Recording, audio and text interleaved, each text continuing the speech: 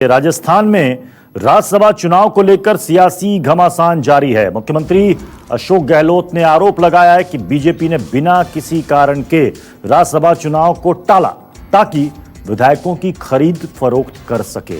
ये चुनाव 2 महीने पहले भी हो सकते थे।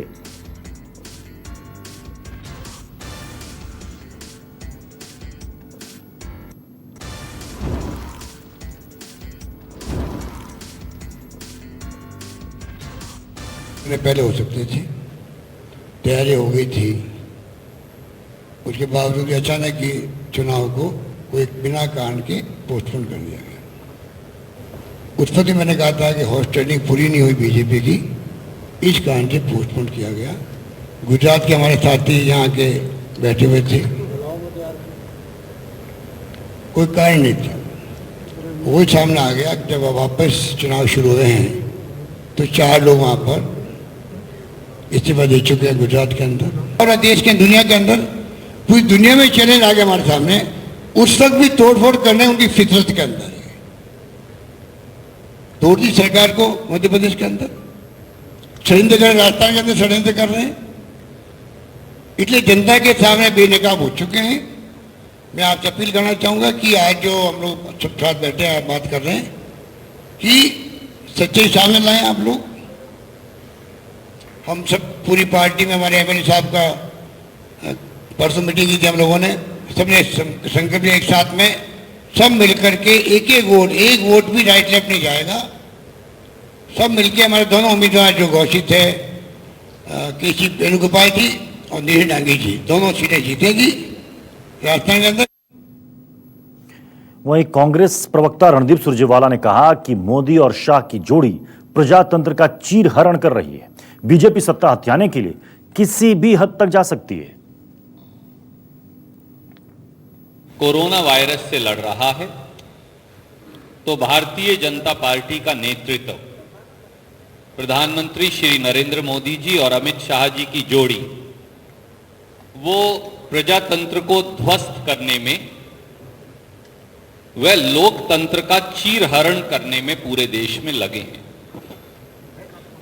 प्रजातांत्रिक मर्यादाओं, परंपराओं और संस्कारों, उनको पूरी तरह से पूरे देश में रोंद रहा भारतीय जनता पार्टी का नेतृत्व सत्ता हथियाने के लिए किसी हद तक भी गिर सकता है। ये बार बार पूरे देश में साबित हुआ है। ऐसा लगता है कि प्रजातंत्र का चीरहरण ही भारतीय जनता पार्टी का चाल चेहरा और चरित्र बन गया है। हमारे साथ इसी खबर पर केजे श्रीवास्तव इस वक्त जुड़ चुके हैं। केजे श्रीवास्तव, कांग्रेस को क्यों डर लग रहा है कि उनके विधायक टूट कर चले जाएंगे, जबकि मुख्यमंत्री लगातार कहते रहे कि उनके विधायक एकजुट है, पैसों से बिकने वाले नहीं? जी देखिए, आज बार बार प्रेस कॉन्फ्रेंस में यही सवाल इनसे पूछा गया कि आपको क्यों डर लग रहा है। तो इन कांग्रेस के नेताओं की तरफ से मुख्यमंत्री ने खुद ने सफाई दी कि राजस्थान में राज्यसभा की 3 सीटों के लिए चुनाव होने हैं, लेकिन बीजेपी के पास बहुमत नहीं होने के बावजूद भी उसने चौथा उम्मीदवार अपना खड़ा कर दिया।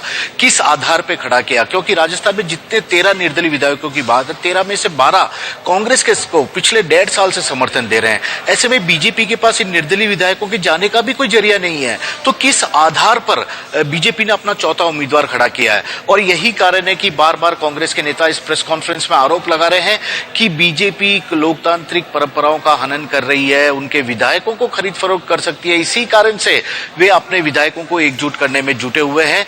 सवाल बार बार यही आ रहा है कि चौथा प्रत्याशी आखिरकार क्यों बीजेपी ने राज्यसभा चुनाव के लिए खड़ा किया? क्योंकि यदि 200 सीटों की बात की जाए, राजस्थान में कुल विधानसभा की 200 सीट है और संख्या बल के हिसाब से कांग्रेस 2 और बीजेपी 1 सीट पर अपना प्रत्याशी राज्यसभा के लिए भेज सकती है। लेकिन बीजेपी ने जब चौथा उम्मीदवार ओमकार सिंह लखावत के रूप में खड़ा कर दिया तो कांग्रेस को शायद यह कुछ समझ में नहीं आ रहा और नहीं चाहती कि अब मध्य प्रदेश और गुजरात की तरह यहां पर भी इसी तरह के कांग्रेस पार्टी में तोड़फोड़ हो जाए। चलिए, शुक्रिया इस अपडेट के लिए केजे श्रीवास्तव। अगली खबर है बिहार से जुड़ी। बिहार के सीतामढ़ी जिला स्थित भारत नेपाल सीमा के अंतर्राष्ट्रीय बॉर्डर पर अचानक नेपाली सेना द्वारा फायरिंग की गई। घटना सीतामढ़ी जिले के लालबंदी स्थित जानकी नगर बॉर्डर की है। जहां खेत में काम करने गए मजदूरों पर अचानक नेपाल के सशस्त्र पुलिस बल ने अंधाधुंध गोलियां चला दी। घटना में एक व्यक्ति की मौत हो गई है, वहीं 2 लोग गंभीर रूप से जख्मी हुए हैं। जख्मियों को इलाज के लिए शहर लाया जा रहा है। इधर स्थानीय लोगों ने बताया कि एक भारतीय नागरिक को नेपाली सेना ने अपने कब्जे में ले रखा है। भारत और नेपाल सीमा पर तनाव के दौरान यह बड़ी घटना है। अमिताभ ओझा इस वक्त हमारे साथ जुड़ रहे हैं पटना से। अमिताभ, शायद पिछले कुछ वर्षों में कभी इस तरह की घटना बिहार नेपाल या कहें कि भारत नेपाल की सीमा पर देखने को नहीं मिली। ये अचानक से फायरिंग और कुछ लोग कह रहे हैं कि कुछ भारतीय नागरिकों को वो अपने कब्जे में ले गए। हाँ बिल्कुल प्रत्युष, देखा जाए तो इस तरह की घटना नहीं, क्योंकि भारत और नेपाल के बीच हमेशा बेटी और रोटी का संबंध रहा है। और सीमांचल के जो बॉर्डर के इलाके की बात करें तो भारत और नेपाल के जो सीमा है, खासकर बिहार से लगी, वो खुली हुई सीमा है। कई जगह ऐसे हैं जहां नेपाल के लोग भारत की सीमा में आके वहां खेती बाड़ी करते हैं और बिहार के लोग नेपाल की सीमा में जाकर खेती बाड़ी करते हैं। जहाँ की ये घटना है जानकी नगर बॉर्डर की, वहाँ भी यही था। वहाँ खेती जो बिहार के बॉर्डर में पड़ने वाले लोग हैं, जानकी नगर के जो लोग थे, वो खेती करते नेपाल की सीमा में जाते थे और वर्षों से ऐसा चला आ रहा है। आज भी जब वो वहाँ पे पहुंचे, इसी बीच नेपाल सशस्त्र प्रहरी के जो जवान हैं, उन्होंने पहले वार्निंग दिया और फिर फायरिंग शुरू कर दी। और इस फायरिंग में एक व्यक्ति की जहां मौत हो गई, वहीं 2 लोग जख्मी हो गए हैं। जबकि 2 लोगों को कहा जा रहा है कि नेपाल की सशस्त्र प्रहरी जो है अपने कब्जे में रखी हुई है और इसको लेकर 2 बॉर्डर पे काफी तनाव व्याप्त हो गया है। जिले के एसपी और डीएम खुद मौका वारदात पे पहुंचे हैं और दूसरी तरफ नेपाल की सीमा से लगे जो नेपाल के जो प्रशासनिक अधिकारी है वो भी मौके पे पहुंचे हैं। ये हाल के दिनों में देखा जाए तो दूसरा मामला। इससे पहले एक मामला भिकना टोरी जो बेतिया में पड़ता है, वहां भी तनाव हुआ था, लेकिन वहां दोनों तरफ के अधिकारियों ने बैठ के मामले को सुलझा लिया था। सीमा विवाद वहां पे खत्म हो गया था। वहां भी मामला नाले के विवाद में आया था। जो पानी नेपाल से छोड़ी जाती है वो बिहार के सीमा में जो खेतों में जाती थी, लेकिन वहां सुलझा लिया। लेकिन यहाँ पे जिस तरह की घटना है, ये घटना सचमुच चौंकाने वाली है और दोनों देशों के बीच चल रहे तनाव को दिखाती है। हाँ, चलिए, शुक्रिया अमिताभ। दिल्ली में कोविड-19 के खिलाफ लड़ाई में कुछ गंभीर समस्याएं हैं। लोग मर रहे हैं और कोई भी वहां उपस्थित नहीं है। ये सुप्रीम कोर्ट ने बड़ी बात कही है। दिल्ली में बेड की कमी है। सरकारी अस्पतालों में कई बेड खाली पड़े हैं। मरीजों को निजी अस्पतालों में बेड लेने में दिक्कत हो रही है। दिल्ली सरकार ने खुद संकेत दिया है कि कोविड रोगियों के परीक्षण की संख्या कम हो गई है। सुप्रीम कोर्ट ने दिल्ली के एलएनजेपी को नोटिस भी जारी किया है।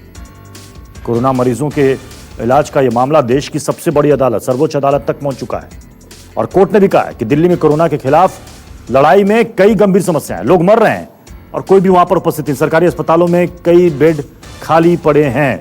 मरीजों को निजी अस्पतालों में बेड में दिक्कत हो रही है, यानी कि बेड नहीं मिल रहा है, अस्पताल उनको मना कर रहे हैं।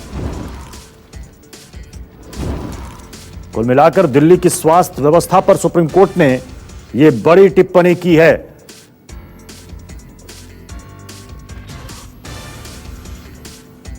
हमारे साथ इसी खबर पर प्रशांत गुप्ता इस वक्त जुड़ चुके हैं। प्रशांत, जो इस वक्त स्थिति है दिल्ली में स्वास्थ्य सेवाओं की, शायद उसको लेकर देश की सर्वोच्च अदालत की सबसे बड़ी टिप्पणी माना जाए।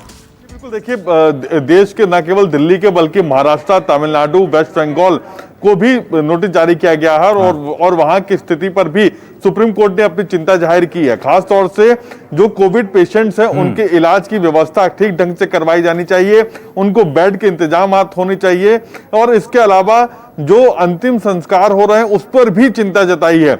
इसके अलावा जो लोग कोविड पेशेंट हैं जिनकी डेथ हो रही है कोविड की वजह से, उसको लेकर भी सुप्रीम कोर्ट ने सवाल खड़े किया और उन्होंने कहा कि जिस तरह से जो प्रक्रिया अपनाई जानी चाहिए वो नहीं अपनाई जा रही है। जो उनके परिजन हैं उनको इन्फॉर्म नहीं किया जा रहा है, अंतिम संस्कार में परिजन शामिल नहीं हो पा रहे हैं, ये काफी दुखद है। तो सुप्रीम कोर्ट ने कई पहलुओं को छुआ है आज सो मोटो लेते हुए जो कार्रवाई की सुप्रीम कोर्ट में, और कई सरकारों को इसमें नोटिस जारी किया। इसके अलावा एलएनजेपी अस्पताल को सेपरेट नोटिस जारी किया है, क्योंकि जिस तरीके की खबरें आई थी मीडिया में, उसके बाद से एलएनजेपी को अलग सेपरेट नोटिस जारी किया और यह भी कहा गया कि प्राइवेट अस्पतालों में बेड होने के बावजूद लोगों को वहां पे इलाज नहीं मिल पा रहा है। क्या वजह है, क्यों नहीं लोगों को इलाज मिल पा रहा है, क्यों नहीं उनको सलाइन चल पा रही है, क्यों नहीं उनको ऑक्सीजन मिलनी चाहिए वो मिल पा रही है। तो इन तमाम चीजों के ऊपर सवाल खड़े किया सुप्रीम कोर्ट ने। इसके अलावा सभी चीफ सेक्रेटरीज से जिन स्टेट्स को नोटिस जारी किया गया है उनके चीफ सेक्रेटरीज से बोला है कि खुद इन पर्सन वो इसका जवाब दें। चलिए, बहुत बहुत शुक्रिया इस अपडेट के लिए। दिल्ली और मुंबई में कोरोना की बेलगाम रफ्तार देश की चिंता बढ़ा रही है। दिल्ली में पिछले 24 घंटे में 1877 कोरोना के नए मामले सामने आ गए हैं, जबकि 65 लोग अपनी जान गंवा चुके हैं। वहीं अगर बात महाराष्ट्र की जाए, 24 घंटे में यहां कोरोना के 3607 नए केस सामने आ चुके हैं, जो राज्य में एक दिन में सबसे ज्यादा आंकड़ा है, और 152 लोगों की मौत हो चुकी है पिछले 24 घंटे में। इस बीच दिल्ली के स्वास्थ्य मंत्री सत्येंद्र जैन ने कहा है कि दिल्ली में लॉकडाउन नहीं बढ़ाया जाएगा, क्योंकि बीच में इस तरह की खबरें आ रही थी लगातार कि जो स्थिति है इस वक्त कोरोना संक्रमण मामलों की, उसको देखते हुए शायद दिल्ली में लॉकडाउन लगा दिया जाए। लेकिन दिल्ली के स्वास्थ्य मंत्री कह रहे हैं कि हमने अभी ऐसा कोई फैसला नहीं लिया है। की बात है, ये बहुत टेक्निकल टर्म है और इसको तो मुझे लगता है केंद्र सरकार की जो संस्थाएं हैं, WHO है या बड़ी बड़ी संस्थाएं, वो ही बता पाएंगी कि कम्युनिटी स्प्रेड है या नहीं है। हाँ, ये जरूर है कि काफी लोगों को फैल रहा है। लॉकडाउन दिल्ली में बढ़ा क्या सर, कुछ चल रहा है सर? नहीं, लॉकडाउन बिल्कुल नहीं बढ़ा।